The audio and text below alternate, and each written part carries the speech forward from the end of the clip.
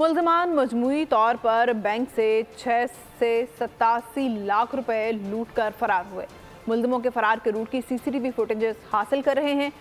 SSP SIU Junaid Sheikh की bank branch Shadman के बाहर मीडिया से गुफ्तगू। कहा, बैंक के अमले को भी ज़रूरत महसूस होने पर शामिल तफ्तीश किया जाएगा। ये कि इसमें 87 लाख के करीब रकम और जो मुल्ज़िमान है वो 6 थे। उन्होंने वो बाद में मज़ामत पे कुछ की कुछ नहीं की, तो उसके बाद जो है ये अंदर के ले गया। तो पुलिस इस पर काम कर रही है, जल्दी उनको जो है ना कर देंगे। कैमरा से जो है वो आसपास जो दिखने लगे हैं वो भी हम मदद दे रहे हैं कि उनके रूट्स का पता चल सके और उनका जो है जो भी शनाख्त हो रहा है उसकी मदद हो सके।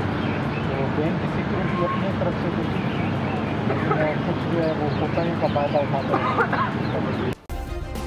सब्सक्राइब करें और बेल दबाएं ताकि कोई खबर रह न जाए।